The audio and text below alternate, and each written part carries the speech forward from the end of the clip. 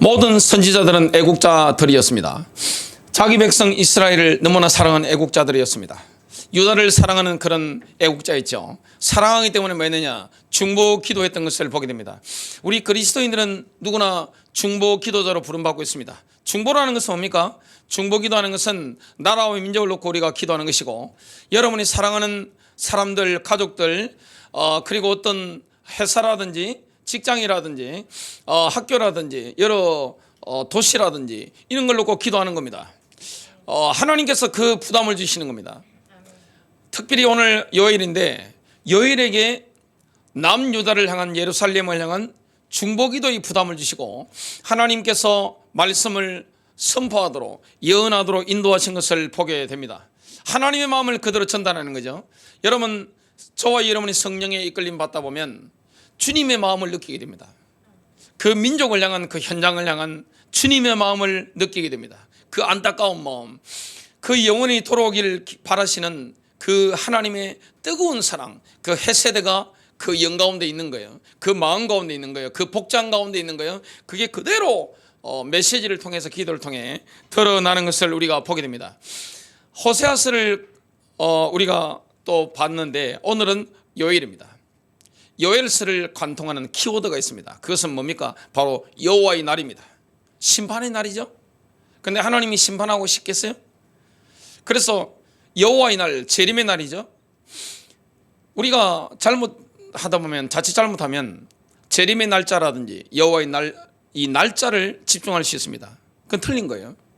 주님은 우리에게 뭘 주시는 분입니까? 평안을 주시는 분입니다. 날짜에 집중하는 게 아니라 우리가 어디에 집중해야 됩니까?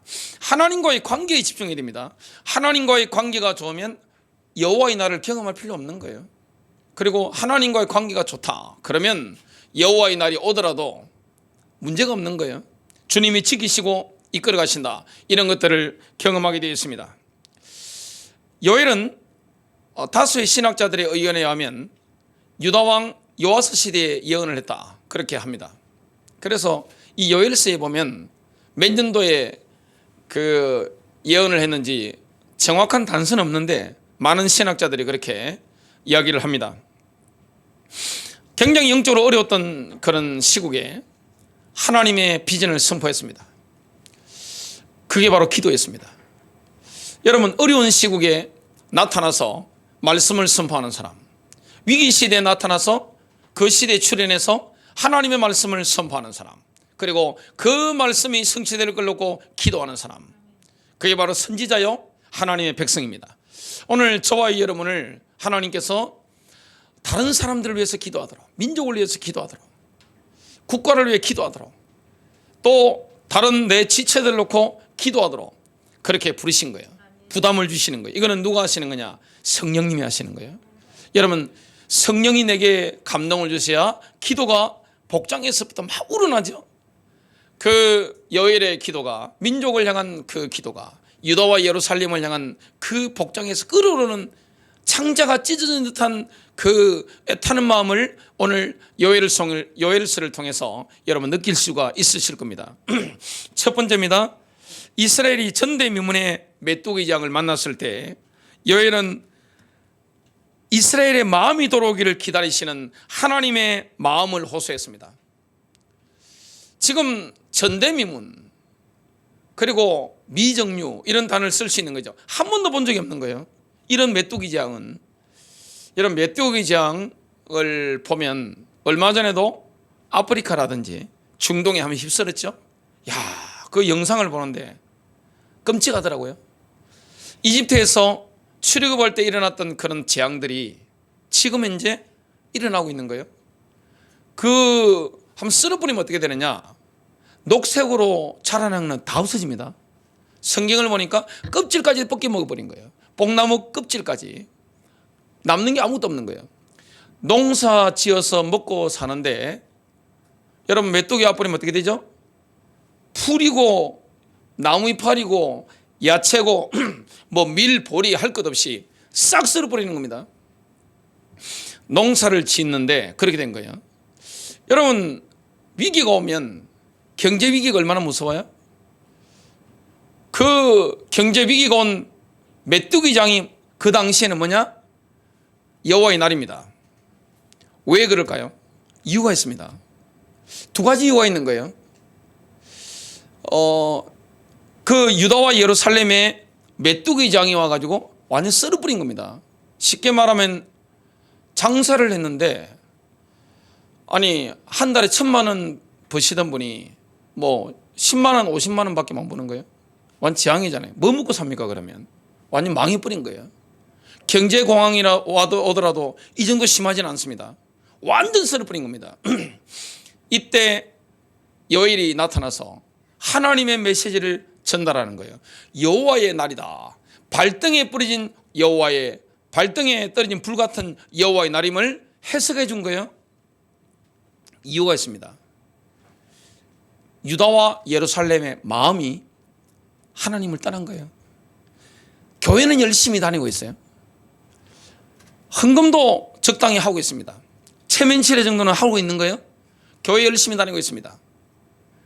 지금으로 친다면, 장로교로 친다면 전부 다 교회 직분자로 다 있습니다. 그런데 그 마음에서 하나님을 밀어내 버린 거예요. 예배는 유다에서 예루살렘에 성전이 있으니까 정기적으로 드려지고 있는데 그 마음에 하나님을 향한 뜨거움이 없는 거예요. 뭐가 없습니까? 여러분, 예배가 드려지면 예배 시간에 경험하는 게 뭐죠? 하나님의 임재잖아요. 하나님이 임재하시면, 임마누엘 하시면 영의 기쁨을 막 느끼게 됩니다. 얼마나 기뻐요? 저는 그걸 날마다 경험하고 있습니다. 매일 경험하고 있어요. 얼마나 기도하고 나면 기분 좋아요? 막 기도에 인도하고 나면 상쾌해지잖아요. 기분이 얼마나 좋습니까? 그냥 모든 영혼 속에 있는 어둠들, 내장 속에 있는 어둠들까지 싹 빠져나간 느낌을 가지게 되잖아요. 개운하잖아요. 얼마나 조그만 구름도 없는 내 영혼의 상태가 되잖아요. 이스라엘 백성들은 교회를 다니고 하나님 앞에 예물을 드렸습니다. 근데 그 마음이 하나님을 떠난 거예요. 예배는 드리는데 영의 기쁨이 없는 거예요. 감격이 없는 거예요. 하나님이 거기에 역겹다는 거예요. 마음이 없는 예배, 내 마음이 없는 예배, 예배당에만 오는 그 예배, 거기에 대해서는 하나님이요 지겹다는 겁니다. 그래서 내가 너희들의 예배당 문을 닫아버릴 거야. 그 말씀을 지금 하고 있는 겁니다. 호세아서 1장 16절입니다. 기쁨과 즐거움이 우리 하나님의 성전에서 끊어지지 아니하였느냐. 시급한 과제가 있습니다. 뭡니까?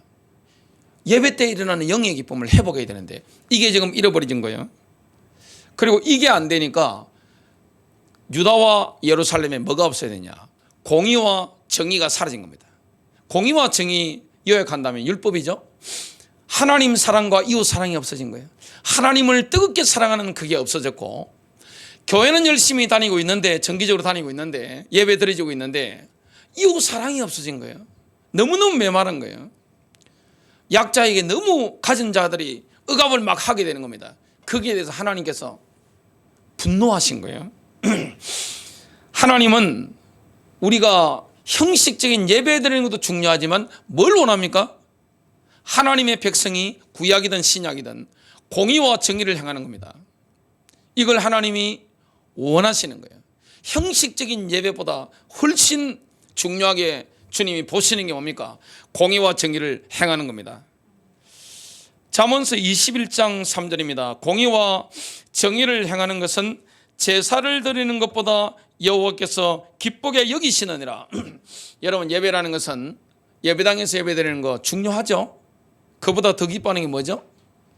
내 삶의 현장에서, 내 가정의 현장에서, 내 인간관계 현장에서 공의와 정의를 행하는 겁니다. 신자답게 사는 겁니다. 지금 이게 상실된 거예요. 형식적인 예배 드렸지만 여기에 기쁨이 없었고, 교회를 다녔지만 공의와 정의를 행하는 것은 유다와 예루살렘이 없어지는 거예요. 막 착취가 막 일어나는 게 세상 가운데 교회 다니는 사람들이 막 약한 사람들을 막 착취하는 거예요. 억압하는 거예요. 불법을 막 난무하는 거예요. 여기에 대한 책임이 지금 누구에게 있습니까? 제사장들에게 있는 겁니다. 하나님 말씀을 가르치는 제사장들이 있으니까 하나님 뭐합니까? 성도들이 어려워지 뿌리면 헌금이 나와요, 안 나와요? 헌금 안 나옵니다. 그래서 요엘서를 보면 제사장들이 잘 먹고 살았잖아요. 여러분, 제사장들은 구약시대에 보면 고기도 최고만 먹습니다. 고기도 부위가 있잖아요. 뭐 뻑뻑한 거 이런 거 제사장들 안 먹어요. 제일 좋은 부위만 하나님께 드리고 제사장들이 먼저 먹는 거예요. 근데 경제 위기가 뿌리니까 뭐 제사장도 못 먹고 살게 생겼어요.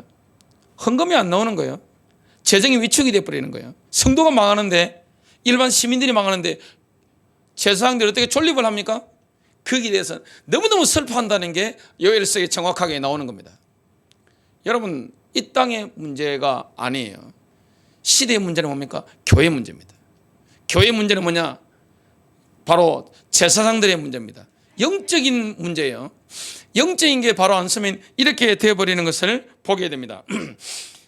그래서 유다와 예루살렘의 영적 상태는요, 술 취한 사람처럼 혼미 그 자체였습니다. 저는 새벽에 이렇게 새벽 기도를 매일 하다 보니까 새벽에 걸어 다닐 때가 있잖아요. 그러면 술 취한 분들을 한 번씩 만납니다. 그것도 아는 분들이 계시더라고요. 술 취해가지고 오는데. 근데 그분은 저를 못 알아봐요. 저를 깊이 아는 분인데 저를 못 알아보고 초점이 어디에 사라져 버리고 집에는 가야 되니까 이렇게 막 가는 겁니다. 혼미한 거예요, 지금. 그 당시 유다와 예루살렘이 교회 다닙니다. 헌금해요. 근데 진정한 예배의 기쁨이 없는 거예요. 영의 기쁨이 없는 거예요. 내 마음에 하나님을 향한 뜨거움이 없는 거예요. 그리고 삶 가운데 뭐가 없습니까? 공의와 정의가 없는 거예요. 신자로서의 삶의 열매가 없는 거예요. 그러니까 하나님이 굉장히 역겹다고 하시는 거예요. 하나님과의 관계가 지금 파탄난 거예요. 그러니까 술 취한 사람과 같은 겁니다. 완전히 비몽사몽의 영적으로. 요엘서 1장 5절입니다. 취하는 자들아 너희는 깨울지어다. 포도주를 마시는 자들아 너희는 울지어다. 이는 단 포도주가 너희 입에서 끊어졌음이니. 술 취하고 잘 살았죠? 이제 포도주 없을 거야. 정신 차려. 이 말씀을 하는 겁니다. 이게 하나님의 사랑이에요. 여호와의 날이 지금 1차적으로 임한 거예요. 요엘은 더 심한 선포를 합니다. 지금 발등에 뿌려진 메뚜기 재앙뿐만 아니라 경제 위기뿐만 아니라 외적들이 엄청난 강력한 군대가 쳐들어오는 여호와의 날을 요엘은 예언합니다. 앞으로 히스기야 시대 때 유다에 누가 쳐들어옵니까? 아시리아. 나중에 유다가 망할 때 누가 쳐들어옵니까? 바빌로니아죠. 이걸 본 거예요. 그때는 아주 무서운 날이 오게 되는 겁니다. 여러분, 만일 이걸 여호와의 날을 선포했는데 성취가 안 되면 어떻게 되죠? 재림의 날짜에서 지금 마지막 시대니까 재림의 날짜를 특정해 가지고 하신 분들 가운데 오류낸 분들이 많습니다. 뭐 이전에 몇 년도 해가지고 굉장히 오류를 많이 냈죠. 그러니까 자기 합리화를 하더라고요. 구약 시대 같으면 어떻게 됩니까? 그런 분들 돌로 때려 죽입니다. 그냥 인정사정 없어요. 왜냐? 선지자는 본인이 말한 것이 성취가 안 되면 돌로 쳐서 죽이는 법이 있습니다. 하나님 그렇게 말씀하신 거예요. 그러면 지금 재림의 날짜 특정해 가지고 미스낸 분들 어떻게 됩니까? 다 죽게 됩니다. 요엘은요, 이런 예언을 한다는 것은 뭡니까? 자기 목숨을 건 거예요. 자기 인생을 건 거예요. 그만큼 자기 백성을 사랑하는 거예요. 하나님이 유다를 사랑하잖아요. 예루살렘을 사랑하잖아요. 요엘이 자기 목숨을 걸고 사랑한 거예요. 요엘서 1장 6절 다른 한 민족이 내 땅에서 올라왔음이로다. 그들은 강하고 수가 많으며 그 이빨은 사자의 이빨 같고 그 어금니는 암사자의 어금니 같도다. 인정사정 없다는 거죠. 아시리아가 역사적으로 가장 강력한 부대 중에 하나였습니다. 바벨로니아도 마찬가지죠. 이걸 요엘이 보고 지금 선포하는 거예요. 궁극적으로 요엘이 선포하는 여호와의 날은 뭡니까? 최후 심판의 날입니다. 예수 재림의 날이에요. 이걸 다 본 거예요. 성령의 영감을 받았기 때문에.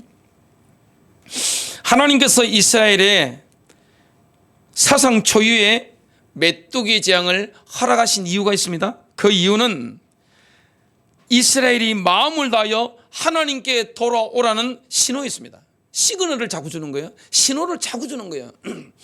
하나님께 돌아와, 내게로 돌아와, 마음을 다하여 내게로 돌아와라. 그러면 영의 기쁨이 회복될 거다. 여러분, 예배 드릴 때마다 영의 기쁨이 있습니까? 기도할 때마다 영의 기쁨이 있습니까? 그게 내가 마음을 주님께 드린 거예요.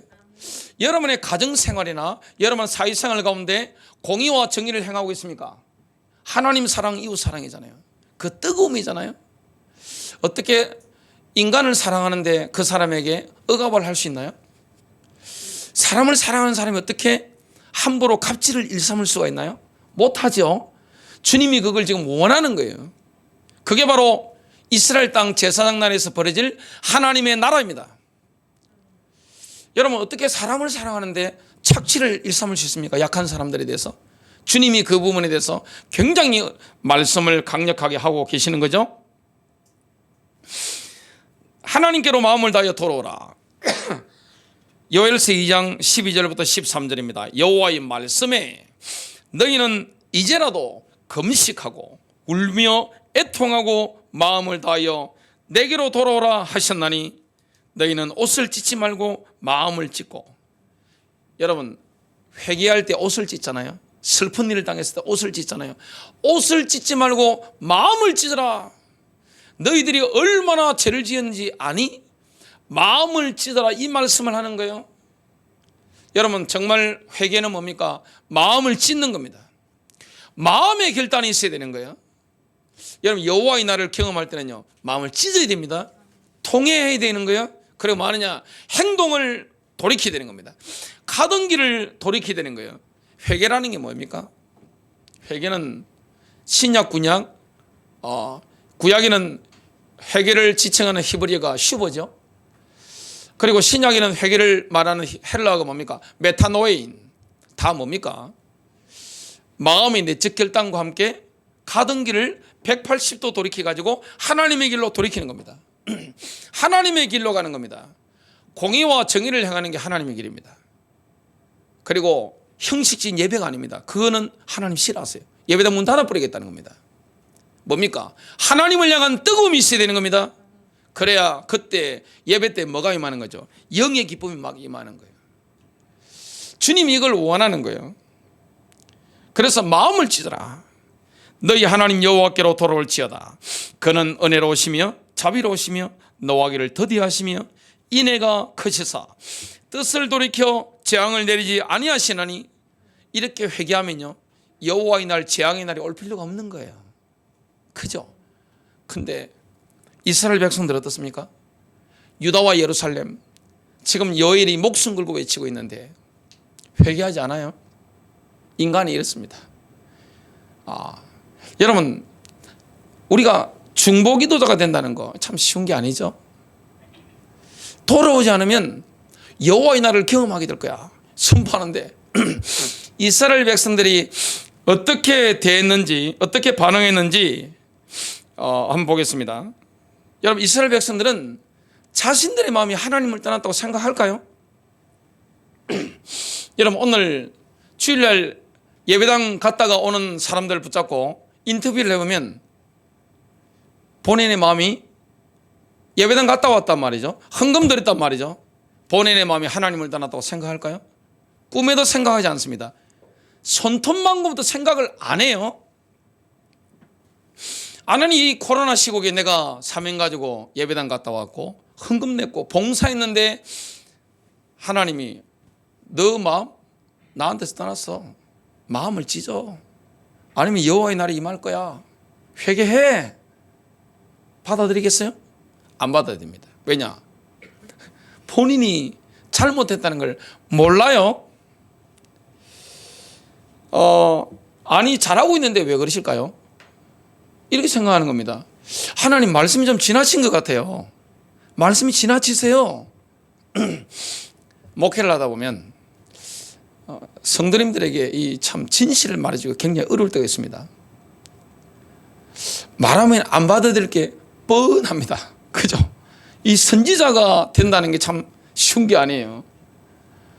우리 자식 같으면 그냥 한 대 집어가면서도 할 건데, 사람은요 본능이 교만이기 때문에 남의 말 듣고 싶을까요? 하나님 말씀 듣고 싶을까요?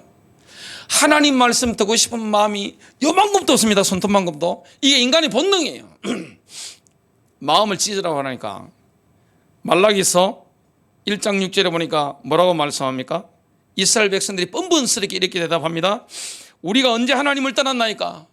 하나님을 떠났다고 하니까, 하나님, 우리가 언제 하나님 떠났어요? 너희가 내 이름을 멸시했다고 하니까, 우리가 언제 하나님을 멸시했어요? 참 애로사항이 크죠. 여호와의 날을 경험할 수밖에 없는 거죠. 두 번째입니다. 하나님께서는 물리적인 고통이 가해지는 여호와의 날을 통하여 우리에게 회개하라는 신호를 보내고 계십니다. 인간은 초자연적인 하나님의 개입이 없이 진정한 회개를 한다는 것이 원천적으로 불가능합니다. 여러분, 하나님의 초자연적인 개입이 없다. 본인이 죄인이라는 걸 깨달을까요? 못 깨닫습니다. 불가능합니다. 절대 불가능합니다. 내가 죄인인 걸 어떻게 인정해요? 내가 지금 교회 다니고 있는데, 내가 어렵게 하고 있는 것 같은데, 내 양심으로 살고 있는데 내가 왜 죄인이냐 말이야. 이렇게 하나님 앞에 뭐합니까? 이스라엘 백성들이 항변했어요. 그럼 우리는 안 그럴 것 같아요? 똑같아요. 인간은 교만한 본성을 가지고 있기 때문에 본인이 뭘 잘못하는지 모릅니다. 요한 칼빈이 이야기했던 것처럼 인간은 창세기 3장 타락 이후에 자기 성찰이 불가능합니다. 자기를 객관화시켜 본다? 여호와의 날을 경험하지 않고는 못 깨달아요. 진정으로 엎어지기 전까지는 못 깨달아요. 하나님이 그렇게 사랑하셔서 복음 전하는 전도자들을 붙이시고 그렇게 깨닫도록 사람들을 붙이고 하는데 못 깨달아요. 참 안타까운 사실이죠. 여러분, 회개가 없다. 아무리 여러분 신앙 고백해 보세요. 그 믿는 게 아닙니다. 여러분, 진정한 회개 없잖아요. 내가 예수님을 그리스도로 아무리 고백해 보세요. 그 신자입니까? 그 기독교인이 아니에요. 삶의 변화가 없다. 기독교인이 아니에요. 그건 회개한 사람이 아닙니다. 회개했다는 건 뭡니까? 마음의 내적 결단과 함께 가던 길을 돌이켜서 하나님의 길로 간 겁니다. 이게 아니고는 회개한 게 아니에요. 아무리 신앙 고백하고 영접을 수천 번, 수만 번 하더라도 예수 믿는 사람이 아니에요. 지금 주님이 분명히 말씀하고 있는 거예요.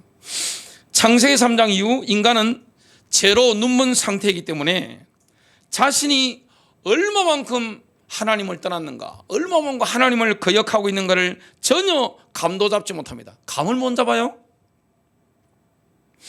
내가 하나님을 무시했구나, 내가 하나님을 거역했구나, 이걸 깨닫고 밤잠 설치는 사람 본 적이 있습니까? 저는 한 번도 들어본 적이 없어요. 제가 한 4,000권 이상 책을 읽어봤는데 그런 사람 지구상에 한 명도 발견한 적이 없습니다. 내가 하나님을 거역했네, 하나님을 내가 무시했구나, 이걸 깨달아가지고 밤에 잠을 자지 못하고 회개한다. 못 깨달아요. 바실리아 술링크라고, 그분이 2차 대전 때 굉장히 좋은 일, 선한 일을 많이 한 기독교인인데, 그 책을 보니까 독일이 전쟁을 일으켰잖아요. 연합군대가 막 포격을 하니까 독일이 황폐하게 되니까 그때 독일의 양심적인 기독교인이 뭡니까? 본인들의 죄를 깨닫고 회개하는 거예요. 민족의 죄를 깨닫고 회개하기를 시작하는 겁니다. 여호와의 날이 임하지 않고 인간이 본인을 알 수 있나요? 못 깨닫죠. 물리적인 고통, 개인적인 고통, 이게 가해지면 즉각적으로 하나님께 주의를 집중하게 됩니다. 그전에는 하나님께 주의를 집중할 수가 없어요. 이게 인간입니다. 인간의 본능이에요. 근데 여호와의 날이 한번 임해가지고 물리적인 고통이 확 와버리면, 아니면 국제적인 기근이나 이런 바이러스라든지 이런 사건들이, 아니면 내게 엄청난 타격이 와버리면 어떻게 됩니까? 나의 마음이 즉각적으로 하나님께 확 집중이 됩니다. 이때 회개가 되는 거예요. 그래서 물리적인 고통은 어서속히 회개하고 하나님 편에 서라는 하나님의 천둥소리와 같은 신호입니다. 시그널을 주는 거예요. 신호를 주는 거예요. 빌라도가 굉장히 사악한 사람이었는데 성전에서 예배하는 사람들을 싹 죽여버렸습니다. 실로암 망대가 무너져서 18명이 죽었습니다. 이거는 그냥 불상사죠. 이런 일이 두 가지가 연속해서 터졌는데 사람들이 예수님께 와서 질문을 했습니다. 궁금한 게 있는 거예요. 사람들은 그들이 왜 죽었는지 굉장히 궁금했습니다. 아니 지금 사악한 로마 총독 본디오 빌라도 때문에 성전에서 예배드리는 사람이 몰살당한 거예요. 실로암 망대가 갑자기 무너져가지고 불상사로 사람들이 죽은 거예요. 그러니까 왜 죽은지 궁금하잖아요. 사람들은 자신들의 죄에 대해서는 전혀 생각을 못하고 있습니다. 자기가 죄인이라는 생각을 안 합니다. 사람은 길거리 지나다니는 사람들, 교회 다니는 사람들 본인이 죄인이라는 거 인정하지 않습니다. 인정하면 그렇게 안 살아요. 인정 안 해요. 인간이 얼마나 교만합니까? 예수님께서는 아주 놀랍게 답변을 하십니다. 실로암 망대가 무너진 재난의 그 의미를 죽은 사람뿐만 아니라 거기 와 있는 사람에게도 다 일괄적으로 적용해 버리는 겁니다. 누가복음 13장 2절과 3절입니다. 너희는 그 갈릴리 사람들이 다른 모든 갈릴리 사람들보다 더 악한 죄인들이라서 그런 일을 당했다고 생각하느냐? 내가 너희에게 말하노니 아니라 너희도 회개하지 않으면 모두 이와 같이 멸망하리라. 회개하지 않으면 멸망한다. 여호와의 날이 임할 거다. 이 말씀을 예수님께서 지금 하고 계신 거예요. 오순절 날입니다. 성령이 임하니까 방언이 막 터지잖아요. 그러니까 15나라에서 유대인들이 오순절을 지키려고 왔다가 그들이 방언하는 소리를 막 들으니까 난리가 났습니다. 이게 막 난리가 나가지고 막 야 하나님이 이런 일을 하셨다 이렇게 되는 겁니다. 그러니까 뭐 이렇게 신선한 충격 이런 것 때문에 이렇게 방언하는 사람들 보고 있는데 베드로가 그걸 보고 뭐합니까? 설교를 하는 겁니다. 베드로의 설교가 얼마나 능력이 있었느냐. 그냥 메시지 한 번에 3,000명이 회개해버린 겁니다. 그 즉시로 그 자리에서 3,000명이 확 뒤집어진 거예요. 성령이 임하니까. 그때 3,000명의 사람들이 뭐라고 합니까? 형제들아 우리가 어찌할꼬. 베드로와 제자들이 있으니까 베드로가 뭐라 했습니까? 회개하라.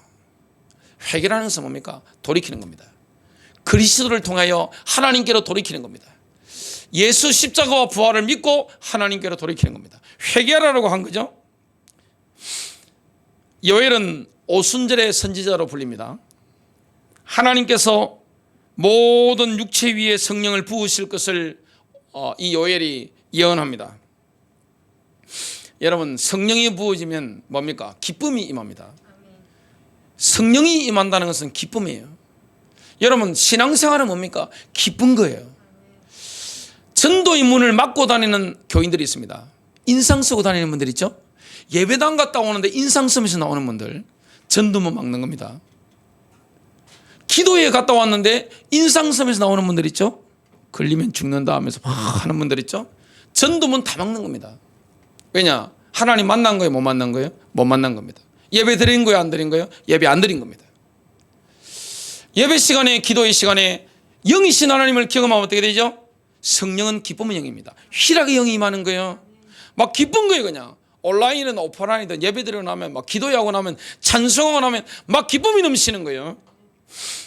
요엘서 2장 28절 그 후에 내가 내 영을 만민에게 부어주리니 너희 자녀들이 장래 일을 말할 것이며 너희 늙은이는 꿈을 꾸며 너희 젊은이는 이상을 볼 것이며. 구약시대는 성령의 나타나심이 선지자, 제사장, 왕 같은 아니면 성막을 만들었던 특별한 인물들에게만 임했습니다. 신약시대는 그런 게 아니에요. 그리스도 십자가와 부활을 믿는 자, 그리스도를 영접한 자 속에 내조하십니다. 모든 신작에 성령이 임하는 거예요. 이게 주님의 비전입니다. 이게 요엘의 비전인 거예요. 이게 교회 시대의 비전인 거예요. 왜냐? 왜 성령이 임해야 되느냐? 기름 부음을 받아서 능력 있게 복음 전해야 되기 때문에. 여러분 사모하시길 바랍니다. 얼마나 기쁘고 즐거운 거 예수 믿는 게. 마지막 세 번째입니다. 요엘은 그리스도께서 재림하시는 여호와의 날에 이스라엘이 민족적으로 될 것을 성령의 영감을 받아 예언했습니다. 마지막 시대의 여호와의 날을 바라본 거예요. 그때 이스라엘이 민족적으로 회복될 것을 바라본 거예요. 하나님은 신실하신 분이에요. 여러분이 중보하는 분들 있죠? 내 마음에 기도 당기는 분들이 있습니다. 전도를 하시려면 뭐 해야 됩니까? 이름을 불러야 됩니다. 여러분 어떤 분이 간증하는 걸 제가 들어봤는데 그렇게 기도하는데 뭐 열매가 없는 거예요. 근데 이거 하고 나서 열매가 있는 거예요. 여러분 전도왕이라고 있죠? 큰 교회들 가면 전도왕들이 있습니다. 공통점이 뭔지 아세요? 전도할 대상자 있죠? 그 지역 있죠? 그 가문 있죠? 직장 있죠? 특히 그 개인 이름을 부르면서 기도하는 거예요. 우리가 5천만 리 책을 봐도 그렇고 뭐 다른 모든 동서양의 기독교인들 복음 전했던 인물들 보면 다 마찬가지예요. 이름을 다 부르면서 뭐 하느냐? 기도하는 거예요. 그때 영의 변화가 있는 거예요. 여러분 그 기도하면 어떻게 됩니까? 허드슨 테일러 그 책을 봐도 마찬가지죠. 여러분 만일에 조지 밀러 책을 봐도 마찬가지입니다. 내가 영혼 구원을 놓고 기도한 사람이 있는데 내가 살아있을 때 구원 못 받으면 어떻게 되죠? 내가 죽고 나는데 구원 받는 겁니다. 왜냐? 주님이 하시니까. 요일이 죽고 난 이후에 뭐가 일어나는 겁니까? 예수님께서 재림하시는 그걸 본 거예요. 뭘 예언한지는 잘 몰랐죠. 그러나 이스라엘이 회복된다는 거, 유다가 회복된다는 거, 이걸 영감을 받아서 본 거예요. 하나님께서는 자신의 군대를 사용하셔서 범죄한 자기 백성을 심판하시는 여호와의 날을 계획하신 겁니다. 이건 전쟁의 날입니다. 하나님께서 뭡니까? 범죄한 자기 백성 유다와 예루살렘 이걸 뭐 하는 겁니까? 심판하시는 겁니다. 하나님 군대를 데려가셔가지고 하시는 겁니다. 요엘의 눈에 클로즈업 된 것이 뭡니까? 아마겟돈 전쟁입니다. 이걸 또 다 바라보게 된 거죠. 그날의 전쟁의 나팔이 울려 퍼질 겁니다. 이런 전쟁과 고통이 아니면 이스라엘의 민족적으로 회복되겠어요? 아니 잘 살고 있는데 회복되겠어요? 자기가 죄인임을 깨달았겠어요? 못 깨닫습니다. 여러분 죽을 고통이 물리적인 고통이 오잖아요. 그러면 하나님 바라봅니다. 안 바라볼 수가 없어요. 마음의 초점이 육에서 영으로 갑자기 확 돌았습니다. 그때 하나님이 눈을 열어주는 겁니다. 성령의 초자연적인 은혜가 임하기 때문에 회개하게 되는 거예요. 내가 뭘 잘못했는지 깨닫게 되는 거예요.